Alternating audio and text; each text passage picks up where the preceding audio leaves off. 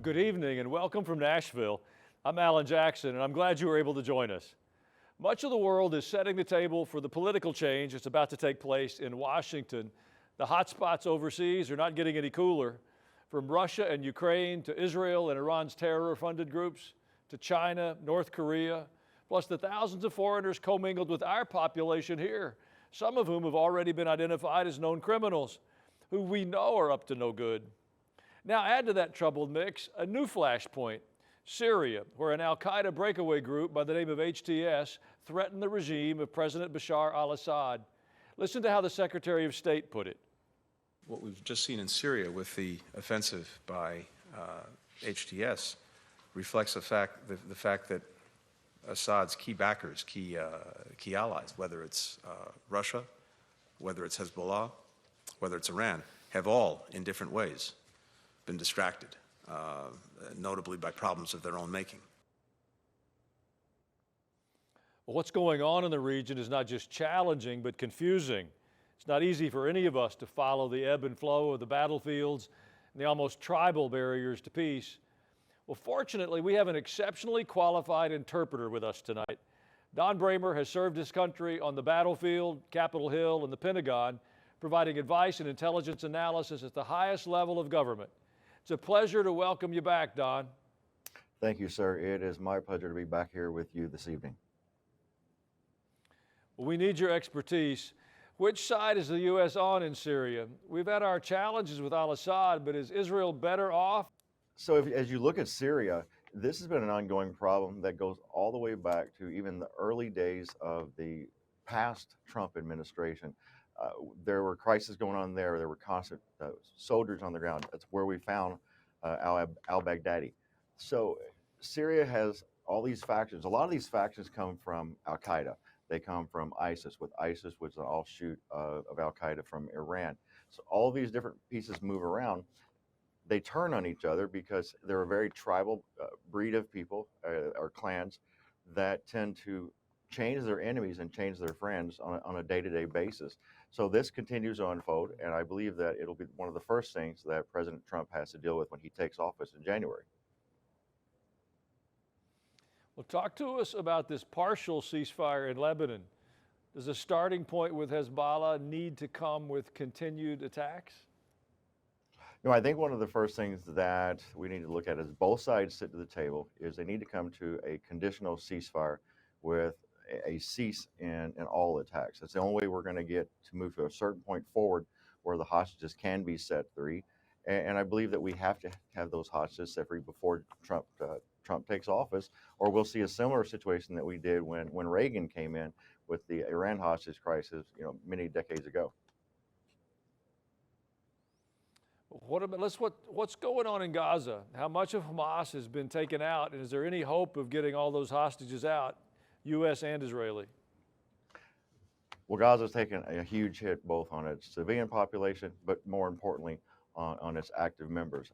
They've suffered, but they continue to be dug in. They're buried in the tunnels. The one thing I think we really aren't sure of and we know of is how many of the hostages are actually still alive. I think that would be one of the first things that if I were sitting down negotiating, I would ask for an active count of who's still living, what condition they're in, and who has deceased. Here at home, the American Jewish community is divided about Gaza. Many support the continuing Israeli attacks, and others condemn them. How much of a challenge is that with Trump taking over soon, or is he going to completely want to side with the Prime Minister's plans? Well, I believe, Israel and the Jewish community, just like the United States across the board, is a very, politically polarized faction right now. You have 50-50 on each side. And a lot of that's, is age-based. A lot of younger people are very much influenced by what they see on social media, so they tend to lean more towards being pro-Palestine. Trump, as we know, is very, very pro-Israel, and he's certainly friends with Netanyahu. Matter of fact, as most people have seen just recently, the Prime Minister's wife and son were at Mar-a-Lago for dinner. President-elect Trump has said that he wants the hostages still held by Hamas to be returned to Israel before his inauguration on January 20th. And if not, he says there'll be hell to pay. There's not a lot of wiggle room there. How do you interpret that warning? Well, I don't believe there is any wiggle room, and I would say knowing that the way the president is engaged and already moving and putting pieces in place so that he is ready to go to work on day one, I would bet there are contingency plans already in place for actions to occur if those hostages aren't free on the day that he raises his right hand. To the north, the tenuous ceasefire between Hezbollah and Israel has both sides a bit on edge. Here's Secretary Blinken's take on it. The ceasefire is holding, and we're using the mechanism that was established when any concerns have arisen about any alleged or purported violations. I think fundamentally, both parties, that is to say Israel and Hezbollah through the Lebanese government, wanted and continue to want the ceasefire. What is your hope for Lebanon and this ceasefire? What's next?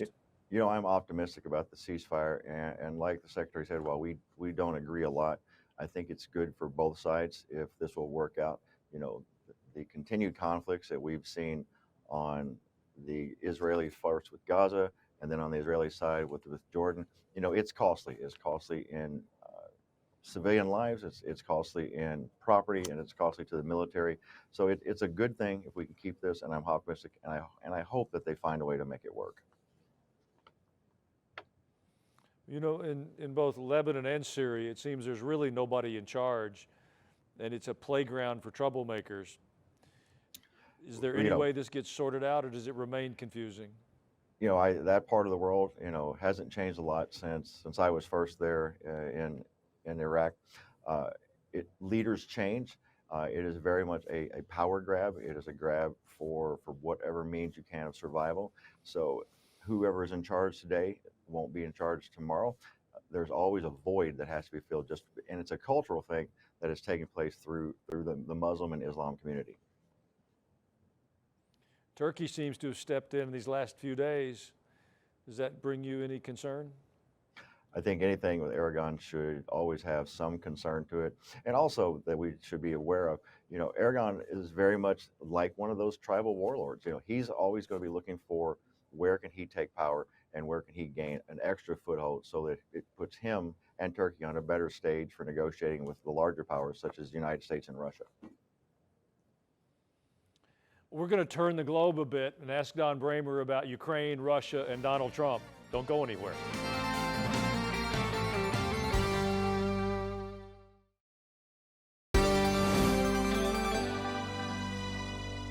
We're back with Don Bramer. He's a veteran of combat, the Pentagon, and Capitol Hill. He's a gifted intelligence analyst, and we're turning our attention now to another of the world's hotspots, the long war that Russia started with Ukraine.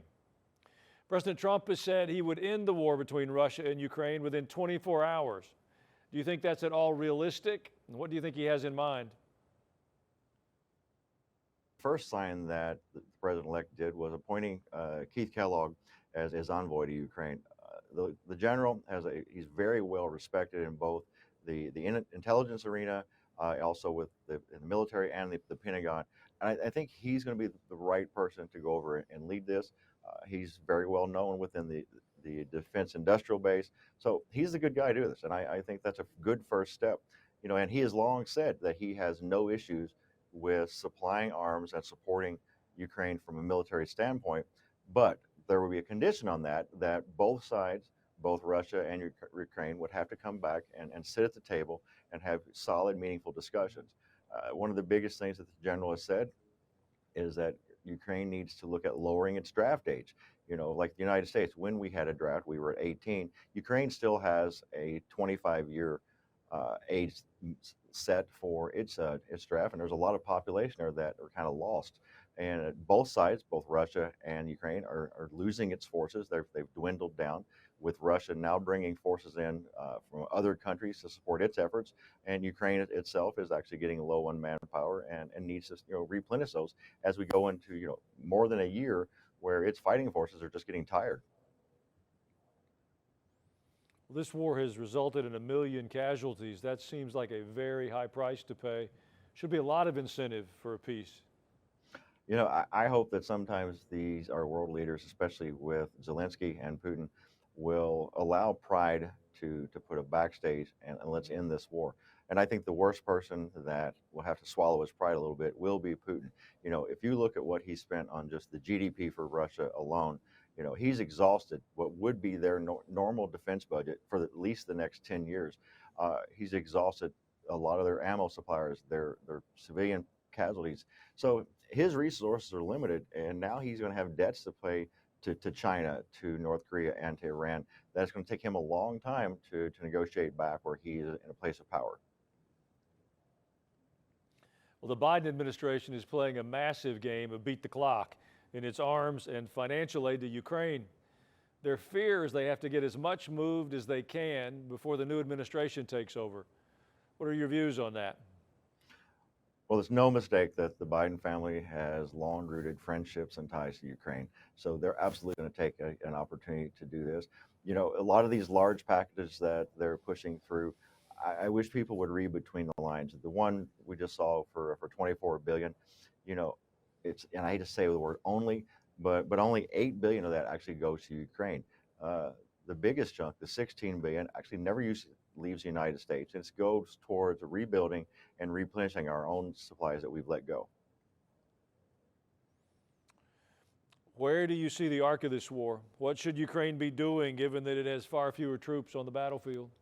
I think Ukraine is doing exceptionally well with the technology that they have, the technology that they have been given from the United States, from Norway, and our other allies. They need to hold their ground. And I think as long as they hold their ground, they're going to be in a stronger position to negotiate with Putin. They actually have the advantage here. They have the upper hand. So they just need to hold their ground, keep moving forward, and I think they're in a good place to go to the negotiation table. Well, there have been some threats bounced around lately, maybe even saber rattling about the use of nuclear weapons. Do you think that's just talk as a negotiating strategy, or is that a real threat on our horizon? You know, it's always a threat that's out there, sir. All it takes is one bad moment, one misjudgment for something that's just catastrophic to happen. I hope it's rhetoric, and I hope it's saber rattling, but you know, no one ever knows the true mental state of Putin, and knows, you know, what is possible. Sometimes when you have a world leader who feels like they have nothing else to lose, and that's when they make the worst mistakes. Well, I think maybe there's a connection. Hezbollah has been weakened a little bit north of Israel. It looks like Russia's focusing some attention back into that region again. Would that redirection of attention maybe allow them to let the Ukraine settle down a bit? You know, Ukraine may need to settle down, but you know, Russia, you know, like Israel, they have military operations going on several different fronts, and they have a weakened economy, and they're borrowing from China and North Korea. So they are looking to really consolidate their resources, and it could have a tie. You know, their manpower is limited, almost gone. So their fighting force is down to null, and they certainly don't have the ammo, the tanks, the other vehicles that they had, because they've lost them to the Ukraine conflict. Well, I want to ask you a bigger picture question. With the return of Mr. Trump on the horizon, there seems to be a projection of strength in a way that the Biden administration has not. What's the impact of that globally on both our allies and our adversaries? Well, I think if you look at the previous Trump administration when he was in office, we already have a taste of what this administration is going to look like. And especially if you look at the void and the absence of leadership that we've had under the Biden administration, we have a good feel of what's going to be there. But I think what people aren't looking at is this time the president, he's not going to be able to run for reelection. He knows who his allies are, and he's putting the right people in place who are not worried about polls. They're not worried about offending anyone. They're more concerned with putting America into a place of strength, and they're going to be doing whatever it takes, and they're not going to be afraid to take risk. This also, it's kind of like a new freedom that the president will have, and also the allies that he puts in his cabinet. That it's more about getting the job done. If I were a world leader that was one of our adversaries, I'd be concerned right now that what Trump says and what he's already put in place just in the last 2 months is going to come to fruition on 20 January. Well, I've got just a few seconds, and I got one more question. Do you think with Mr. Trump and that projected strength, China will step back from their ambitions towards Taiwan, at least for a bit? I think they will, at least for the next few years. China had their way where they knew how to play President Biden's dance card, but they also know that that's a different person on the floor when it's with President Trump. So I look at, as the president moves forward with Ukraine, with Israel and Taiwan, that's going to change across the globe, and I think that Taiwan will be stronger and realize that they actually have a new friend in Washington. Well, Don Bramer, thank you for giving us a global tour of American policy. We've learned a lot, and I hope you'll come back and see us soon. Anytime, sir. You have a blessed holiday and Christmas, and we look forward to seeing you soon. You as well. Well, stay with us. I have a personal message for you right after this break.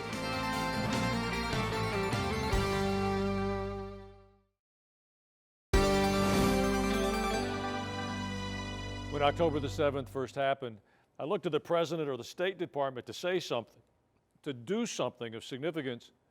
I went to Washington, D.C. to the Israeli embassy and watched the security tapes of the horrific attacks from Hamas and the terrorists. Instead, we got almost no leadership, no show of strength from the White House for over a year.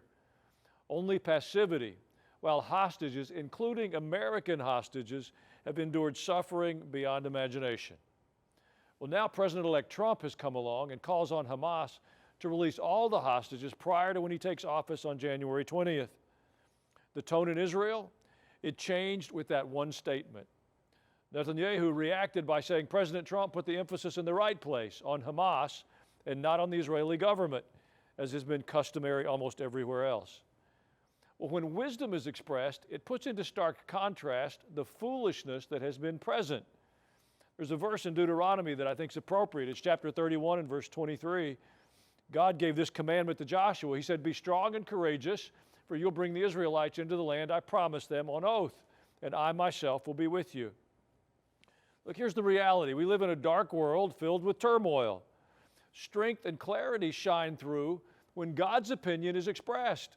When we as Christ followers will speak up, we give God something to work with, to utilize. When we take the position of courage, God promises to work with us. I believe that with God's help, we can see barriers that seem immovable yield. We have been frightened or fearful or at least timid for far too long. We need the courage to tell the truth. Starts at our kitchen table. We can expand it to our holiday table and then to the table of our friends and acquaintances. But the change begins with us, not Washington, D.C. If we'll do that, there's more reason for hope than despair. I promise. Well, I'll be back in just a moment with your emails.